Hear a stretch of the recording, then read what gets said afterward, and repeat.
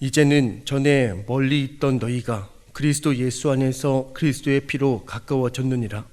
그는 우리의 화평이신지라.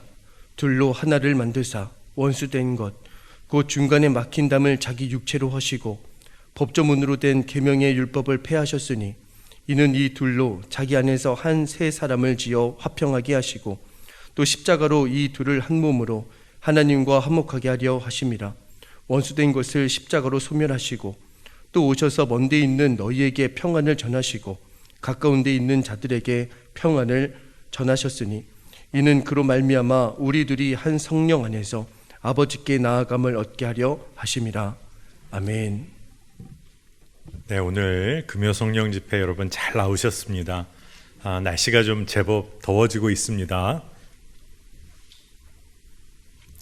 날씨가 제법 더워지고 있는데 여러분들 성령 집회 오늘 뜨거운 성령의 역사를 여러분 경험하시길 바랍니다. 더운 날씨이지만 성령의 뜨거운 역사가 우리의 삶을 시원케 하리라 믿습니다. 오늘은 특별히 화해와 평화를 이루는 삶, 화해의 공동체를 꿈꾸는 삶, 이에 관한 말씀을 좀 나누고자 합니다. 왜냐하면 우리가 성령 충만하고 성령의 이끌림을 받는다면 그 사람은 어떤 일을 할까요? 그 사람은 늘 모든 관계 가운데 하나님의 사랑을 드러내며 사는 삶을 살 겁니다. 그리고 그 관계 가운데서 정말로 화목하고 서로가 서로를 품어내는 그런 삶을 이어갈 겁니다. 그렇기 때문에 우리가 정말 성령 충만한가 이것을 점검해 보려면 여러분의 삶에 또 여러분의 삶 가운데 평화를 흘려보내고 평화를 세우는 삶을 살고 있는지를 살펴보면 우리가 성령 충만한지를 알 수가 있습니다. 자, 여러분, 그러면 제가 여러분에게 좀 질문 하나를 하겠습니다. 여러분, 예수님 믿고 나서 여러분에게 싫은 사람 다 사라지셨죠? 아닌가요? 여러분, 예수님 믿고 나니까 이제는 여러분에게 원수 한 사람도 없이 다 사라지셨죠? 그래도 네라고 대답하시는 분 한 분 계셔서 너무 감사합니다. 여러분, 예수님 믿고 정말로 싫은 사람 사라지고 예수님 믿고 원수 다 사라진다. 이건 어떤 의미일까? 사실 예수 믿은 나의 마음이 완전히 달라졌다는 것을 의미합니다. 여러분, 원수까지는 아니라고 하더라도 마음에 걸리고 어려운 관계, 나를 정말 힘들게 하는 사람이 있다, 이렇게 여겨지면 여러분 마음에 어떤 마음이 들 때가 있어요. 주님, 이거 언제까지입니까? 이런 관계 언제까지입니까? 이런 마음이 우리 안에 들 때가 있습니다. 그런데 정말 중요한 것은 무엇이냐 하면 문제 해결은 주님 안에서 내 마음에 원수를 바라보는 마음이 바뀔 때라는 겁니다. 원수가 진짜 사라지는 것이 아니라 그 사람을 바라보는 나의 마음에 주님의 마음이 부어지는 거죠. 그러고 나면 새로운 관계를 맺어가기 시작합니다. 전혀 다른 마음과 삶이 시작이 되는데 그 이유는 내 안에 주님께서 역사하시기 때문에 내 마음이 달라지는 겁니다. 여러분, 원수의 문제를 다룰 때 우리의 인간적인 마음은 어떻게든 갚아주고 싶은 마음이 들지 모르겠어요. 여러분, 오늘 설교 들으면서도 벌써 누군가 떠오르는 분 계실지 모르겠습니다. 여러분, 원수의 문제는 무제한적으로 내가 보복하고 갚아버리면 해결될 수 있는 일일까? 결코 그렇지가 않습니다. 여러분, 책임의 문제는 분명히 공의롭게 다루어야 합니다. 하지만 보복을 통해서 내가 이 문제를 해결하겠다, 이건 결코 하나님의 뜻이 아닙니다. 왜 하나님의 뜻이 아닐까요? 여러분, 원수 갚고 보복하고 그러면 관계 다 깨어집니다. 결코 회복될 수가 없습니다. 그렇기 때문에 진짜 믿음의 사람들은 정의로운 평화의 관계를 세워가야 합니다. 정말 쉽지 않은 일 같지만 주님께서 우리 안에서 역사하십니다. 여러분, 많은 경우에 한번 생각해 보세요. 여러분, 마음껏 정말 마음이 시원할 정도로 그 누군가에게 쏟아붓고 갚아주면 여러분 마음이 시원하실까요? 그렇지 않습니다. 관계는 여전히 어려운 관계로 빠져듭니다. 결국 원수의 문제를 다룬다. 정말 관계가 어려운 사람과의 그 문제를 다룬다. 그것은 우리의 초점이 주님 안에서 전혀 새로운 관계를 세우는 일에 초점이 맞춰져야 합니다. 그래야지만 서로 불신하고 대적하는 일을 넘어서게 되는 겁니다. 여러분, 이 일이 어떻게 가능할까요? 우리의 생각으로 안 되는 것이죠. 주님께서 우리 안에서 역사하실 때 가능한 겁니다. 여러분, 교회 공동체 안에서도 때로는 서로 품지 못해서 거리를 두게 되는 경우도 있고 또 그룹이 갈라지는 경우도 보게 됩니다. 때로 교회 안에서 관계에 어려움이 생겨서 어떤 분들이 교회를 옮기는 이야기도 듣게 되는데 참 안타까울 때가 많습니다. 여러분, 왜 교회 안에서 이런 일이 일어날까요? 왜냐하면 교회가 죄인들의 공동체이기 때문에 그렇습니다. 죄인들이 모인 곳이니까 그래요.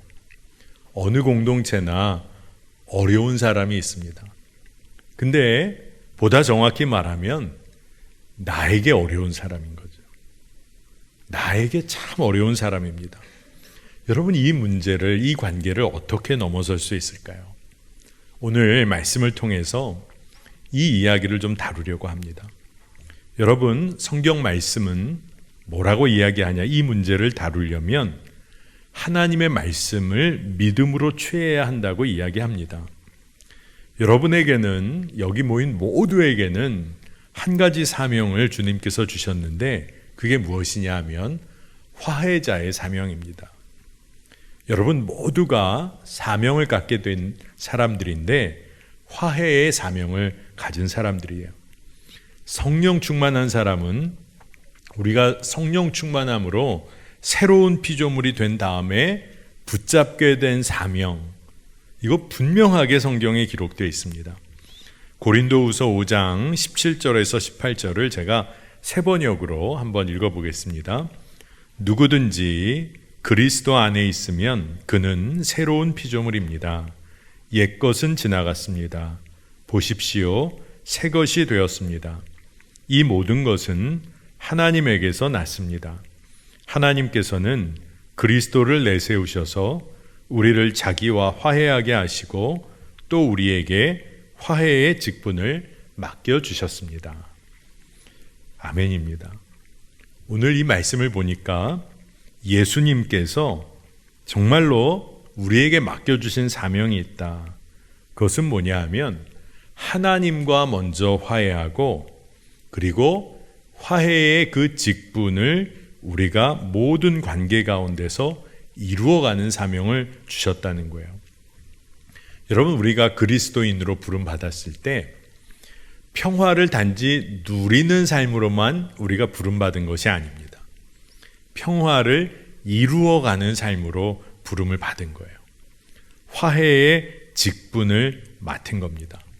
그러니까 여러분이 누구냐 하면 하나님의 대사입니다. 화해를 이루는 하나님의 대사입니다. 여러분, 우리가 평화라는 개념을 생각할 때 일반적으로는 어떤 식으로 평화를 생각하냐 하면 분쟁이 없는 상태, 갈등이 없는 상태, 어떤 경우는 전쟁이 없는 상태, 이렇게 부정적인 갈등이 없는 상태를 평화라고 생각합니다. 여러분, 이게 틀린 말은 아니에요. 근데 굉장히 소극적인 의미의 평화입니다. 갈등이 없고 분쟁이 없고 전쟁이 없는 상태. 근데 평화를 어떤 식으로 우리가 이해할 수 있을까요? 그러면 여러분의 관계, 여러분의 삶 가운데 무엇이 충만히 채워지면 평화라고 할 수 있을까요? 그러니까 지금 제가 말씀드린 것처럼 전쟁이 없고 갈등이 없고 평화가 없다. 이런 전쟁이 없는 상황을 평화라고 한다면, 보다 적극적으로는 그리스도로 충만한 상태, 그리스도의 인도하심과 사랑과 은혜로 충만한 상태를 우리 믿는 그리스도인들은 평화라고 할 수 있겠죠. 그러니까 오늘 이곳에 모인 성도님들이 맺어가는 관계 가운데 여러분들이 평화를 이루어가는 사명을, 화해를 이루어가는 사명을 감당하려면 어떻게 해야 될까요? 여러분이 하나님의 사랑과 은혜를 흘려보내는 겁니다. 여러분의 모든 관계, 맺는 관계 가운데 성령으로 충만히 채워지도록 여러분이 그리스도로 채우는 삶, 그 은혜의 통로로 여러분이 쓰임 받아야 한다는 거예요. 그게 그리스도인의 사명입니다. 우리가 화해자로, 화해를 이루는 사명자로 부름을 받았다는 거예요. 자, 여러분 한번 실질적으로 한번 생각해 보세요. 여러분이 가정으로 돌아간 그날 밤, 저녁 일 마치고 공부하고 또 여러 곳에서 열심히 일하고 여러분이 가정으로 돌아갔어요. 집 분위기가 여러분이 오자마자 너무 좋아져요. 여러분 때문에. 맞죠? 아닌가요? 밖에서 엄청나게 애쓰고 노력한 건 맞아요. 근데 집에 가서 그렇게 힘들고 애쓰며 일했다고 온갖 짜증은 가족들에게 다 부려요. 그렇게 하면 가정의 분위기가 아마 쉽지 않을 겁니다. 근데 제가 여러분에게 그냥 너무나도 단순하지만 여러분에게 묻고 싶은 거예요. 여러분이 있는 곳에 하나님의 기쁨이 임합니까? 여러분이 있는 곳에 하나님의 은혜와 사랑이 드러납니까? 여러분이 가족들에게 돌아가면 가족들이 너무 행복해 합니까? 여러분, 이게 진짜 그리스도인의 삶이라는 겁니다. 그런데 문제는 우리의 일상 가운데 우리는 여전히 죄인된 삶의 모습이 있어요. 우리가 죄인이기 때문에 그렇습니다. 하지만 그와 동시에 하나님의 자녀로 의로운 자라 여김을 받은 또한 의로운 하나님의 자녀입니다. 그러니까 우리가 이 두 가지 역설적인 존재로 살고 있는 거죠. 여러분, 한나 아렌트라는 철학자가 있어요. 근데 이 한나 아렌트가 어떤 이야기를 했냐 하면 한번 들어보세요. 어떤 개념을 이야기했냐 하면 악의 일상성이다, 악의 평범성이다 라는 개념, 이 이야기를 했습니다. 이게 무슨 이야기인지 여러분 한번 따라와 보시면 좋겠습니다. 여러분, 독일의 나치 정권 시절에 나치 정권의 하수인 노릇을 했던 사람들이 있는 것이죠. 유태인을 학살하는 그런 수용소에, 교도소에 간수 역할을 했던 사람들도 많았습니다. 그런데 그 간수 중에 한 사람이 어떻게 보면 자기가 일하는 곳에서 그 일을 다 하는 겁니다. 유태인들을 처형하는 일, 그런 거 낮에 다 하는 거죠. 그런데 저녁 퇴근해서 집으로 돌아가면 그 집의 가장이죠. 아내와 어린 자녀들과 아무 일 없었다는 듯이 식탁을 대하며 기도하며 하루 저녁 식사를 가족들과 하는 겁니다. 여러분, 이런 모습들을 어떻게 우리가 이해할 수 있을까? 이 한나 아렌트라는 철학자가 악의 일상성, 악의 평범성이라는 말을 했어요. 그것은 뭐냐 하면 정말 끔찍한 죄와 악의 문제인데 우리 삶에 너무나 평범한 모습으로 스며들어와 있다는 겁니다. 너무나 익숙한 모습으로 스며들어와 있다는 거예요. 그러니까 우리가 살면서 죄라고 악의 문제라고 인식도 하지 못한 채 그렇게 살고 있는 우리의 모습이 있다는 겁니다. 그래서 그것을 잘 점검할 필요가 있겠다. 그래서 이 아렌트라는 철학자가 악의 평범성, 악의 일상성이란 말을 했어요. 굳이 이 이야기를 안 하더라도 여러분, 우리 삶에 얼마나 죄와 악의 문제가 너무나 익숙하게 우리 삶에 틈타 있습니까? 그렇기 때문에 우리가 십자가의 빛 앞에서 이 죄와 악의 문제를 드러내고 바라볼 수가 있어야 하는 거예요. 근데 그 이유는, 그렇게 하는 이유는 뭐냐? 우리가 예수 그리스도의 은혜와 사랑 안에서 전혀 다른 사랑의 관계, 평화의 관계를, 화해의 관계를 세워가기 위해서 그렇다는 겁니다. 여러분, 저는 오늘 이곳에 성령 집회에 나오신 모든 분들이 진짜 예수 그리스도의 사랑으로 화해의 공동체를 이루어가는 여러분들 되시기를 축복합니다. 여러분이 있는 가정이 평화와 화해의 공동체가 된다.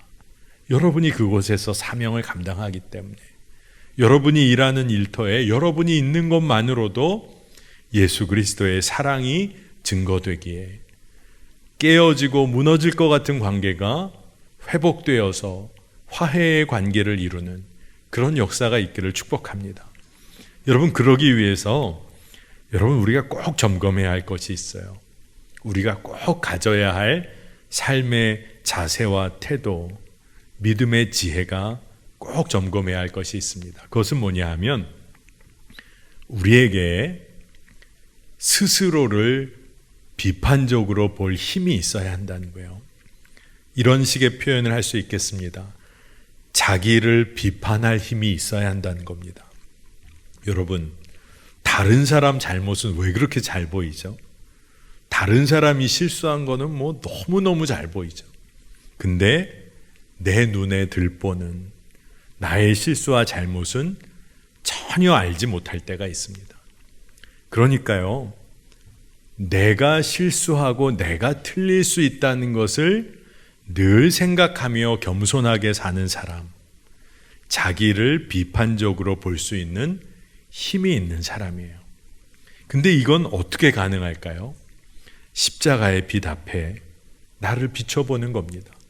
여러분, 십자가 앞에 서면 우리가 얼마나 죄인인지 깨닫게 됩니다. 그리고 동시에 우리가 얼마나 은혜를 입은 자인지를 알게 되는 거죠. 여러분, 내가 진짜 죄인이면서 그렇기에 십자가의 은혜 없이는 살 수 없는 자이다, 이게 너무나 분명하면 우리 삶은 달라집니다. 은혜 입은 자의 삶은 달라질 수밖에 없어요. 다시 얻은 인생이거든요. 은혜 입은 자는 감사요, 기쁨의 삶을 삽니다. 그러니 내가 틀릴 수 있고, 내가 잘못할 수 있고, 나는 죄인이고, 그런데 은혜 입은 자, 이게 너무나 분명하면 다른 사람 쉽게 비난할 수 없습니다. 그리고 누군가가 실수하고 넘어지면 비난하고 정죄하는 게 아니라 권면하고 바로 잡아주고자 하는 거죠. 세워주고자 하는 겁니다. 오늘 우리가 화해의 공동체를 꿈꾸는 자, 화해의 공동체를 세워보자는 말씀을 여러분과 나누는데, 그러기 위해서 믿음의 성도들은 서로가 서로를 절대 포기해서는 안 됩니다. 그게 화해의 공동체를 세워가는 굉장히 중요한 자세입니다. 여러분의 자녀가 한 번 실수했다고 포기해버리는 부모가 있습니까? 그러면 2번 실수하면 포기합니까? 10번, 100번 실수해도 부모는 자녀를 포기할 수 없는 거예요. 그런데 우리가 믿음의 성도, 우리가 죽을 수밖에 없는 죄인으로서 십자가의 은혜를 우리가 누린 자라면 우리도 함께하는 성도들, 주의 자녀들을 포기할 수가 없는 겁니다. 붙잡아 줘야 하는 겁니다. 권면하고 바로 잡아주는 겁니다. 비난하기 위한 게 아니라 세워주기 위해서 그렇게 하는 겁니다. 여러분, 우리 성도님들 중에 농사 짓는 분들도 계시고, 또 그리고 화초 좋아하시는 분들도 계시고, 그러니까 너무나 잘 아실 겁니다. 근데 저는 농사 지어본 경험이 없어서 제가 했던 일이라고는 식물을 기르는 일밖에 없었던 것 같아요. 제가 예전에 고무나무 가지를 이렇게 잘라진 것을 물에 심고 이제 뿌리가 이렇게 나오는 걸 좀 기다렸다가 화분에 한번 옮겨 심었습니다. 아이와 그 일을 이렇게 했는데 화분에 옮겨 심은 것도 이게 살기가 쉽지는 않더라고요. 근데 아주 정말 이게 자라기 시작을 해가지고 이렇게 살펴보는데 이게 곱게 자라기가 쉽지 않은 겁니다. 그래서 화초 잘 기르시는 분이 여쭤보니까 한동안은 지지대를 잘 이렇게 세워줘서 정말 잘 자랐는지 계속 보고 또 해를 어느 방향으로 이렇게 맞게 되는지를 잘 봐서 돌려도 주고 곱게 자라도록 신경을 많이 써야 한다는 겁니다. 근데 제가 그런 일을 이렇게 한번 경험하면서 주변의 사람들에게 내가 이렇게 지지해 주는 역할, 삶을 바르게 살아갈 수 있도록 끝까지 지지하고 응원하는 역할, 이 일을 얼마나 잘해왔는가, 목회자로서 이 일을 얼마나 잘해왔는가 한번 살펴볼 기회가 있었어요. 그런데 많은 경우가 지지하고 살펴주고 함께하는 관계로 시작했다가도 결국 실망하고 낙심해서 포기해버렸던 경우도 있었다는 것을 깨닫게 되었습니다. 주님께서 얼마나 안타까워하셨을까 그런 생각을 하게 돼요. 여러분, 우리가 화해의 관계를 세워갈 때 놓치면 안 되는 게 있습니다. 그것은 뭐냐 하면 서로를 포기하지 않고 서로를 지탱해 주어야 한다는 것입니다. 그런데 이러한 삶을 살고 또 이끌어가게 될 때 그에 앞서서 진짜 핵심이 되는 것이 있습니다.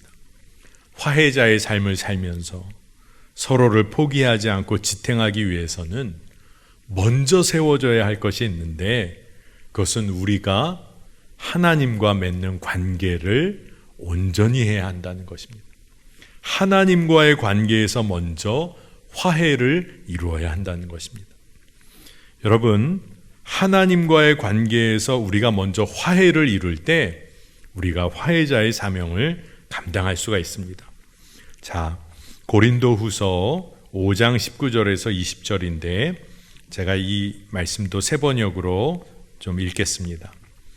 곧 하나님께서 사람들의 죄과를 따지지 않으시고 화해의 말씀을 우리에게 맡겨주심으로써 세상을 그리스도 안에서 자기와 화해하게 하신 것입니다. 그러므로 우리는 그리스도의 사절입니다. 하나님께서는 우리를 시켜서 여러분에게 권고하십니다. 우리는 그리스도를 대리하여 간청합니다. 여러분은 하나님과 화해하십시오. 사도 바울의 아주 간절한 이야기입니다. 화해의 말씀을 우리에게 맡겨주셨고 우리는 그리스도 안에서 화해자로서의 삶을 살아가야 한다는 거죠. 그런데 그 일을 위해서 가장 먼저 해야 될 것이 하나님과 먼저 화해해야 한다는 것입니다. 여러분, 하나님과 화해한 그리고 화해의 관계를 여러분 누리고 계십니까? 우리 안에 여전히 하나님 원망하는 게 있고 하나님 전적으로 신뢰하지 못하는 마음이 우리 안에 있다면 우리는 하나님을 완전히 신뢰하지 못하고 하나님과의 관계에 무언가 문제가 있는 겁니다.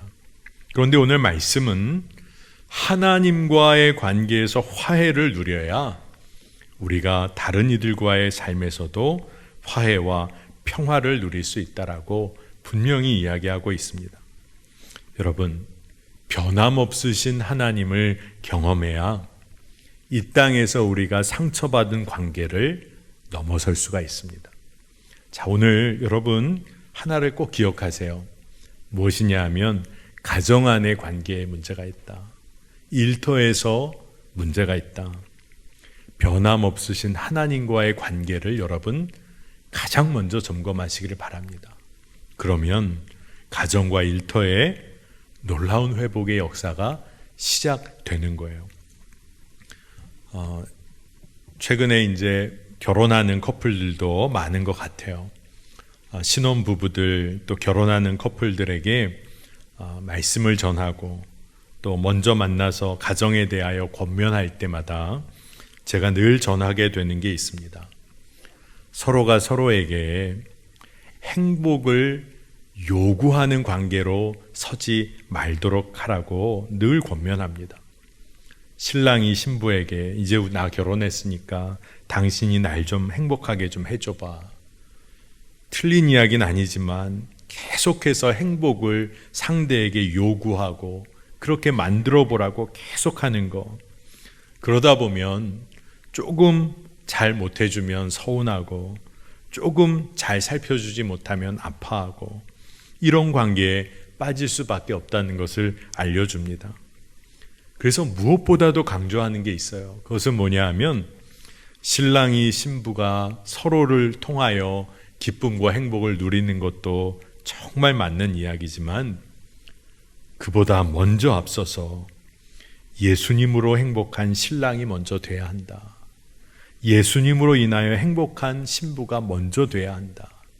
그래서 그 행복한 신랑과 신부가 함께 그 놀라운 행복을 30배, 60배, 100배 누리는 것이 부부 생활이고 결혼 생활이다. 이렇게 이야기를 나눕니다. 꼭 부부 관계, 결혼 생활만 그럴까요? 여러분이 주님으로 인하여 누리는 기쁨과 감격과 은혜가 충만하면 여러분이 이 땅에서 맺는 관계에 흘려보내고 세워내고 그리고 놀랍게 그들을 지지하고 응원할 힘을 얻게 됩니다. 또 믿음 안에서 주로 인하여 기쁨을 누리는 자들이 또 그 역할과 사명을 감당하게 되는 것이죠. 여러분, 하나님과의 관계에서, 주님과의 관계에서 기쁨과 행복을 누려야 합니다. 성도들도 때로 교회에서 믿음 생활하면서도 성도들 서로에게 서운하고 마음이 아파할 때가 있는 것을 봅니다. 근데 여러분 꼭 기억하세요. 여러분의 믿음 생활은 또 교회에서 신앙 생활은 누구로부터 채워져야 하는 겁니까? 예수님으로부터 채워져야 하는 겁니다. 성령님으로 충만해져야 하는 겁니다. 하나님의 사랑으로 인하여 감격하는 겁니다. 그러면 성도들이 속회에서 선교회에서 또 다른 모임에서 만날 때마다 어떤 역사가 일어날까요? 내가 누리는 사랑을 그저 흘려보내는 겁니다. 내가 받는 은혜를 그저 함께 나누는 겁니다. 그러니 그곳에서 30배, 60배, 100배 그 놀라운 감격을 누리게 되는 것이죠. 여러분, 이러한 화해의 공동체, 평화의 공동체의 핵심 가치는 뭘까요? 제가 그렇게 생각이 들었습니다. 주 안에서 피차에 복종하는 거구나. 피차에 복종한다. 정말 이 관계가 주님이 우리에게 원하시는 관계라 믿어졌습니다. 여러분, 인간적인 사랑은 때로 무서울 때가 있습니다. 여러분이 누군가를, 가족을 아니면 여러분의 동료를 마음 다해서 사랑하고 섬겼다고 해봅시다. 그러면 사랑했으면 다시 받을 거는 생각하지 않아야 하는데 그렇게 사랑하고 섬기다가도 한번 마음이 틀어지면 얼마나 무서워지는지 여러분 아시죠? 내가 이렇게까지 이해하고 사랑했는데 얼마나 무서워지는 겁니까? 그렇게 사랑하고 섬겨왔는데 마음이 한번 틀어지니까 종이 한 장을 확 뒤집은 것처럼 되는 거예요. 내가 이렇게까지 도와주고 섬겼는데 어떻게 날 이렇게까지 몰라주나. 인간적인 사랑이요, 한번 수틀리면 무서워집니다. 그런데 성경은 뭐라고 이야기하냐 하면 우리의 관계 가운데 늘 누가 계셔야 하냐? 주인과 종 사이의 관계에 그 사이에 예수님이 계셔야 하고, 부모와 자녀 사이의 관계 그 사이에도 예수님이 중재자가 되셔야 되고, 부부 사이에도 예수님께서 화해자로 역사하셔야 한다는 겁니다. 우리의 관계는 예수님이 그 사이에서 중재자, 화해자가 되어주실 때 우리가 주 안에서 서로 복종하고 사랑할 수 있다는 거예요. 여러분, 이것이 놀라운 일입니다. 그런데 오늘 우리가 말씀을 따라오면서 우리 안에는 우리 삶에서 실패의 경험이 있기 때문에 이 말씀을 붙잡기가 어려운 거예요. 어떤 실패의 경험이 있습니까?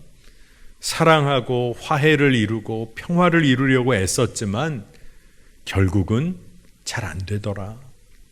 가정 안에서도 계속 깨어지는 싸움이 있고, 일터에서 그렇게 품을렸던 사람과의 관계에서도 그 일이 망가지고 잘 되지 않고, 내가 그토록 해보려고 했지만 안 되더라.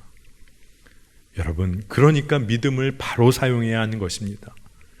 우리가 그것을 하는 게 아니라 예수님께서 원수된 관계를 십자가에서 하나 되게 하셨음을 우리가 믿음으로 취하는 겁니다.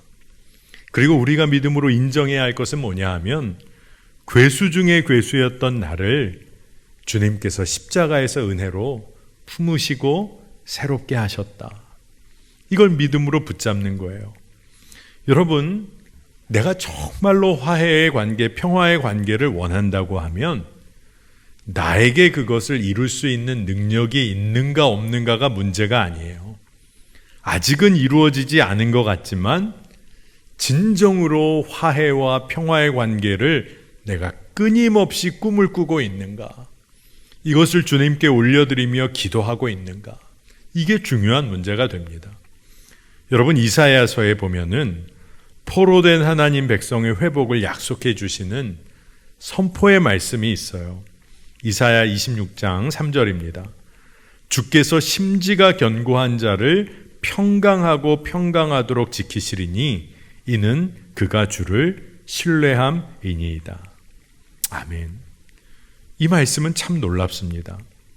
평화와 화해의 관계를 세워나갈 때 끝까지 주님, 그 주님을 신뢰하는 것, 이것이 너무나 중요하다는 것입니다. 여러분, 우리가 이 일을 감당하고자 할 때 어떻게 주님을 끝까지 신뢰하고 우리의 마음이 흔들리지 않을 수 있을까요? 사람이다 보면 한 번쯤 다른 생각, 다른 마음 왜 틈타지 않겠어요? 그런데 주님의 성품을 신뢰하고 갈망하기 시작하면, 주님께서 이 일을 이루실 것을 갈망하기 시작하면 우리의 마음이 흔들리지 않습니다. 이걸 정말 여러분 오늘 깨닫고 붙잡기를 원하는데요. 화해와 평강을 이루고자 할 때 내 능력 안 되죠. 우리가 수없는 실패를 경험합니다. 하지만 화평과 사랑 그 자체이신 주님께서 하시면 그 일을 이루실 것이다. 이것을 우리가 믿는다면 우리는 주님을 그저 갈망하는 겁니다. 주님께서 이러한 관계를 이루실 것을 그저 우리가 기도로 갈망하는 것입니다. 우리가 할 수 있는 것은 믿음과 소망 그 자체, 그 갈망입니다. 그런데 예수님께서는 화해이시고 사랑이신 분이세요. 그분이 일을 하십니다. 예수님께서 어떻게 일을 하시냐 하면 서로 다른 것, 원수된 것을 십자가에서 하나 되게 하셨어요. 둘이었던 것을 하나로 만드십니다. 한 생명으로 만들어 버리세요. 저는 이것이 참 놀라운 주님의 방법이라는 생각을 합니다. 사람들은 하나 되었다고 하다가도 쉽게 둘로 셋으로 나뉘어집니다. 근데 주님의 방법은 둘로 나뉘어졌던 것을 한 생명으로 만드신다는 거예요. 한 몸으로 만드신다는 겁니다. 한 몸이 된 다음에는 이것을 칼로 쪼개서 생명을 잃게 하는 것 외에는 나눌 수가 없어요. 다시 말해서 예수 그리스도 안에서 한 몸 된 관계는 결코 나뉘어지지 않습니다. 에베소서 2장 14절에서 15절 말씀을 세 번역으로 보겠습니다. 그리스도는 우리의 평화이십니다. 그리스도께서는 유대 사람과 이방 사람이 양쪽으로 갈라져 있는 것을 하나로 만드신 분이십니다. 그분은 유대 사람과 이방 사람 사이를 가르는 담을 자기 몸으로 허무셔서 원수된 것을 없애시고 여러 가지 조문으로 된 계명의 율법을 폐하셨습니다. 그분은 이 둘을 자기 안에서 하나의 새 사람으로 만들어서 평화를 이루시고. 아멘입니다. 여러분, 막힌 담을 예수님께서는 자신의 육체로 하셨습니다. 십자가의 죽음, 고통 다 감내하시며 그의 존재를 다 내어주셨습니다. 그래서 오늘 말씀을 보니까 둘을 하나로 새 사람으로 지어내셨다라고 말씀하고 계세요. 새 사람이 된 그 사람은 어떤 사람입니까? 로마서 6장 6절을 보니까 우리가 알거니와 우리의 옛사람이 예수와 함께 십자가에 못 박힌 것은 죄의 몸이 죽어 다시는 우리가 죄에게 종노릇하지 아니하려 함이니. 아멘입니다. 예수님께서 원수되고 나뉘어진 것을 온전한 하나, 한 생명으로 만들어 주셨는데 그 새 생명은 이제는 더 이상 죄의 종노릇하지 아니하고 예수의 생명으로 살게 된 새로운 삶, 새로운 사람으로 주님이 만드셨다는 겁니다. 우리가 생각하고 믿고 취해야 하는 것은 예수 그리스도 안에서 한 몸이 되었다. 그렇게 대립하고 대적하던 사람들, 원수들이 한 몸이 되었다. 여러분, 한 몸이 되고 나면요, 더 이상 경쟁 상대가 없습니다. 더 이상 싸울 사람이 없어요. 더 이상 갈등할 사람이 없습니다. 함께 하나님의 은혜와 사랑을 누리는 것만 남게 되는 거예요. 에베소서 2장 16절 말씀, 원수된 것을 십자가로 소멸하시고 이 둘을 한 몸으로 만드셔서 하나님과 화해시키셨습니다. 여러분, 하나님의 계획이 놀랍습니다. 우리는 늘 적대적인, 내 마음에 안 드는 사람, 그리고 그렇게 갈등하며 삽니다. 그런 갈등 가운데 있다 보니까 거꾸로 하나님과의 관계도 어려움을 겪게 돼요. 왜냐하면 용서받고 은혜 받은 우리가 그 하나님의 사랑과 은혜를 흘려보내야 하는데, 그렇게 흘려보내고 그리고 흘려보내는 관계가 꽉 막히다 보니까 거꾸로 하나님과의 관계도 막혀지게 되는 것이죠. 하나님의 은혜와 사랑이 우리를 통하여 흘러가지 않다 보니까 결국 우리가 이 잘못된, 원수된 이 어려운 관계로 인하여 하나님을 원망하며 바라보게 될 때가 있다는 것입니다. 여러분, 그렇기 때문에 오늘 우리가 믿음의 도전 하나를 했으면 좋겠습니다.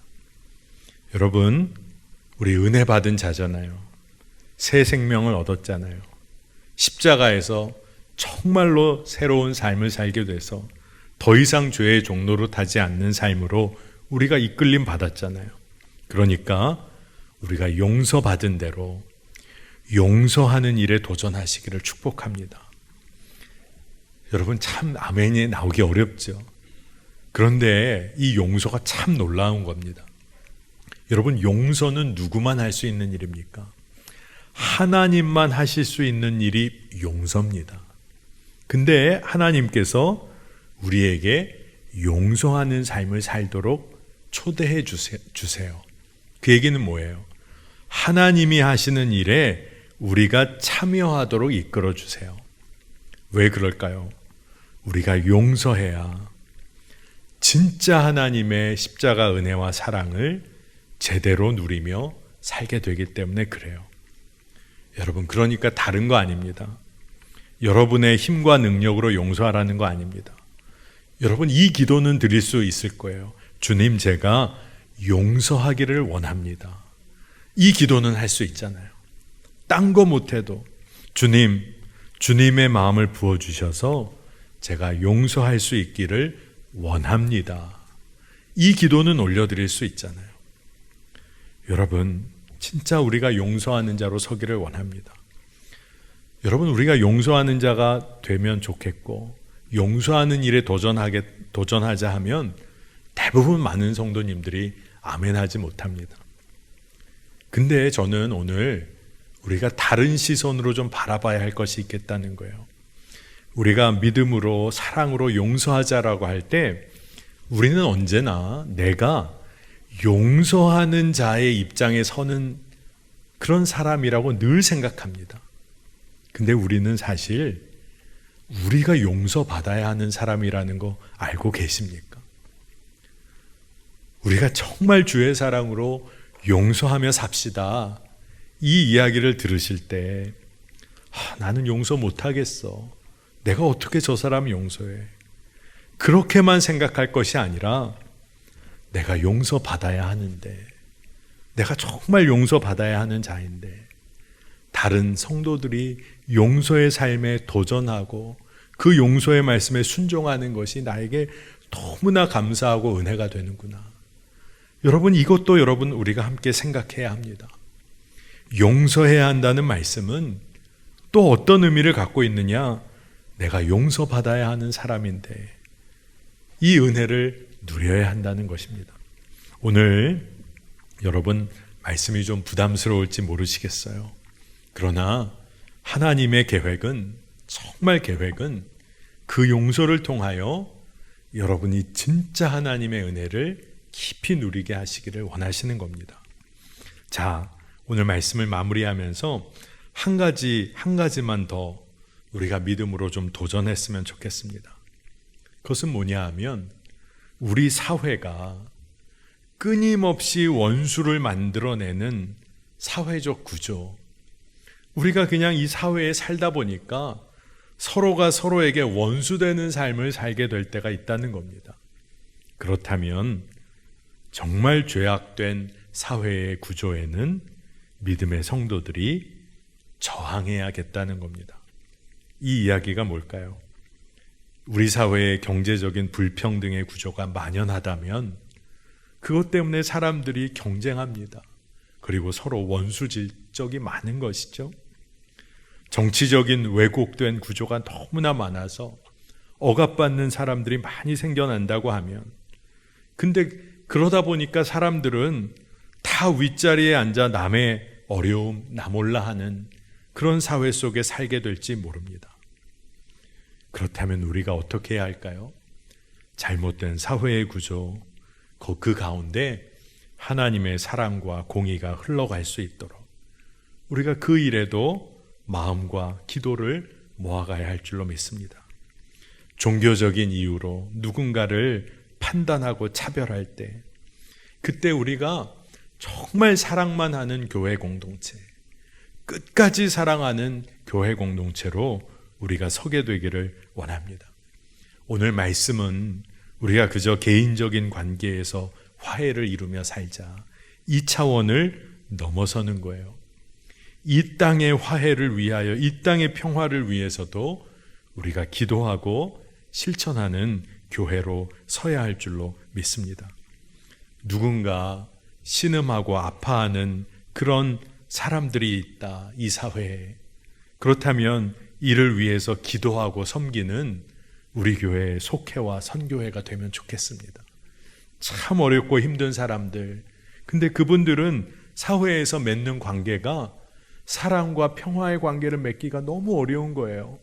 살기 힘들다 보니까 때로는 다투고 경쟁하고, 그리고 어떤 때는 누군가에게 억울한 일 겪게 되는 관계. 그런데 믿음의 사람들이 진짜 하나님의 평화, 화해의 관계를 세워가는 일에 우리가 기도함으로 나아가면 좋겠습니다. 오늘 이 자리에 또 온라인으로 함께 믿음의 성도들이 모였습니다.